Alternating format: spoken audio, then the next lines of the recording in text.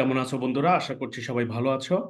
আজকে তোমাদের সামনে গুরুত্বপূর্ণ একটা টপিক নিয়ে এসেছি, সেটা হচ্ছে WH কোয়েশ্চেন। WH কোয়েশ্চেনের ক্ষেত্রে আমরা সবসময় মনে রাখবো যে ইয়েস অর নো, মানে এইভাবে তুমি অ্যান্সার করতে পারবে না। যদি কেউ WH কোয়েশ্চেন মানে WH যে ওয়ার্ডগুলো আছে, ওয়ার্ডগুলো আমরা একটু যদি দেখি, এইখানে when, then where, how, way, what, who, এই হচ্ছে আমার WH কেন নাম হয়েছে?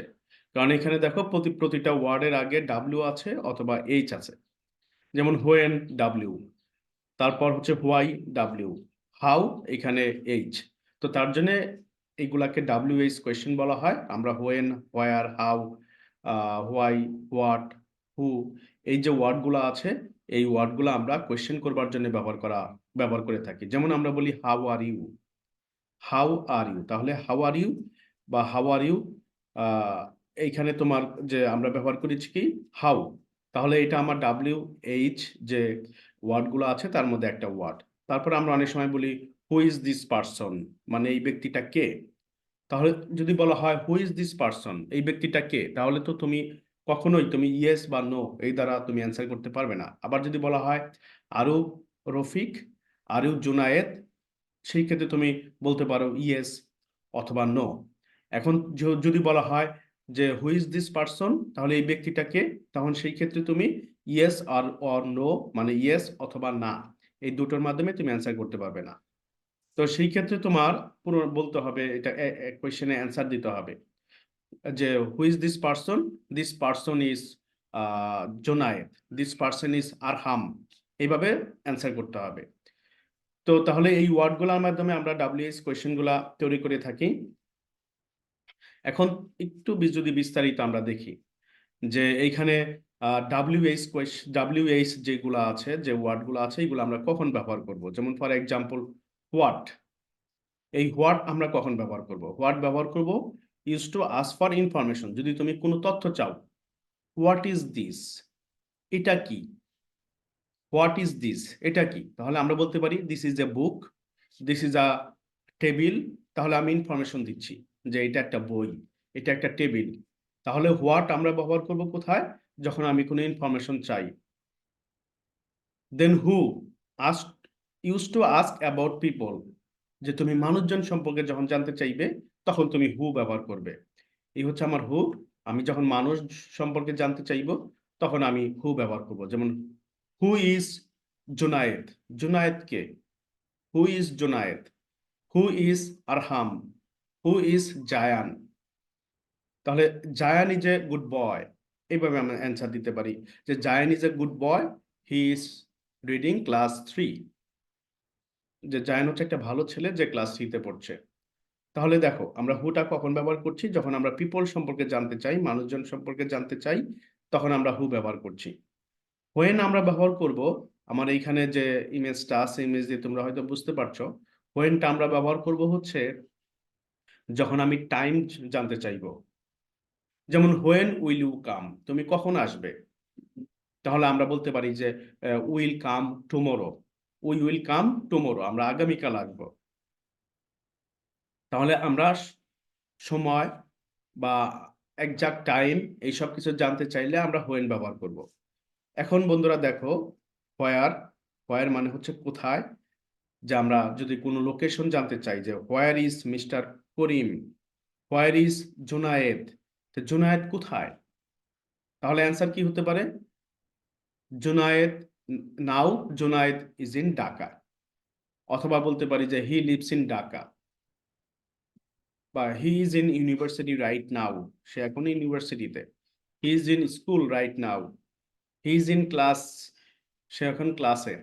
তাহলে দেখো, তুমি কোনো একটা জিনিসের লোকেশন জানতে চাইলে এখানে কিন্তু তোমার পিপলের লোকেশন হবে, এটা ম্যান্ডেটরি না। তুমি যদি কোনো থিংস মানে কোনো অবজেক্ট মানে কোনো জড় বস্তু কোথায় আছে, সেই ক্ষেত্রেও তুমি এই কোয়েশ্চেনটা করতে পারো। যেমন where is table, where is my table, where is my book, where is my pen, আমার কলম কোথায়।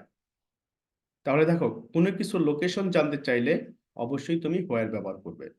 এখন দেখো হোয়াই, হোয়াই মানে কি? কেন?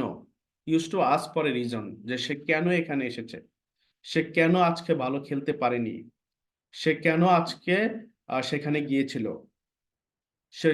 এইখানে রিজন, আমি আসলে কারণটা জানতে চাচ্ছি যে কেন সে এই কাজটা করেছে।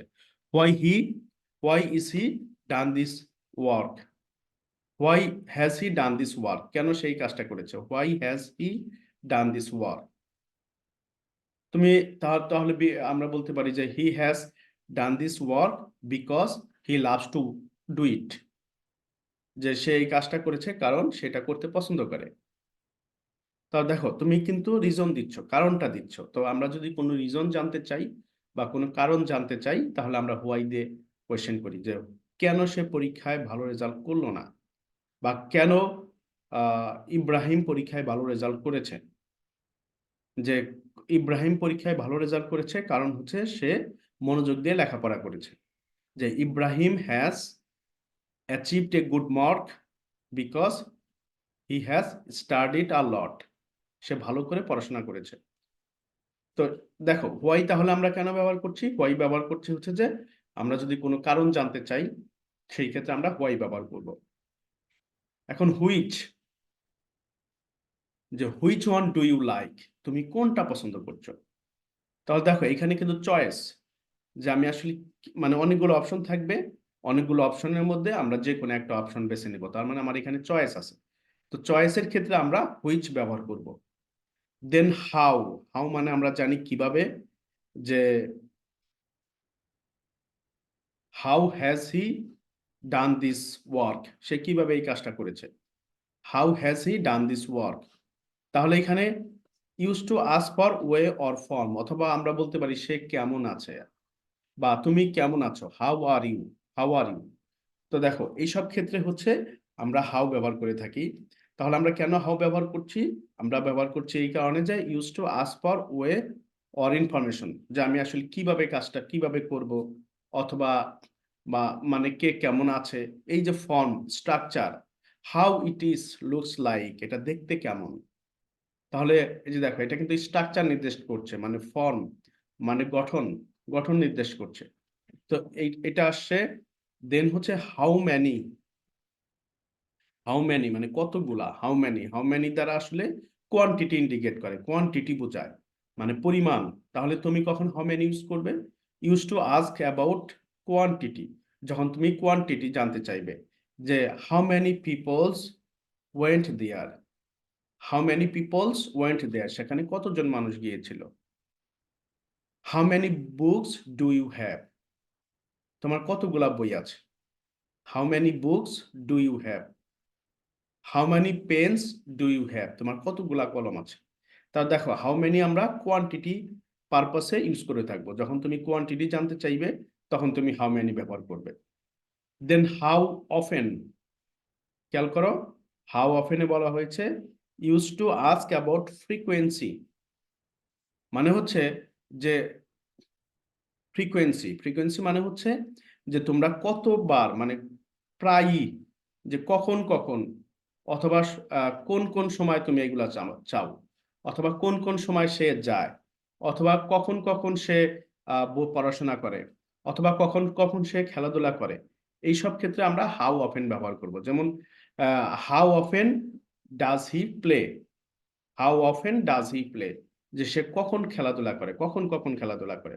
তখন আমরা বলতে পারি যে he plays, he plays in evening, morning and afternoon, মানে সে ইভিনিং এও খেলাধুলা করে, মর্নিং এও খেলাধুলা করে, আফটারনুনেও খেলাধুলা করে। তো সেই ক্ষেত্রে আমরা হাউ অফেন ব্যবহার করতে পারি। হাউ অফেন বলতে তুমি এভাবে বলতে পারো যে প্রায়ই বা কখন কখন, মানে আমরা যখন ইনফরমেশন জানতে চাই যে সে একটা কাজ কখন কখন করে, তখন আমরা সেই ক্ষেত্রে হাউ অফেন ব্যবহার করব। এখন এখানে আমি কিছু এক্সাম্পল তোমাদেরকে দেই, এক্সাম্পল দিলে সহজ হয়ে যাবে। যেমন এখানে বলা হয়েছে হু, হু ইজ দ্যাট বয়, তা এই বালকটা কে, খেয়াল করেছো, হু ইজ দিস বয়, এই বালকটা কে। তাহলে আমরা এইভাবে অ্যান্সার দিতে পারি মাই ব্রাদার টম, অথবা he is my brother Tom.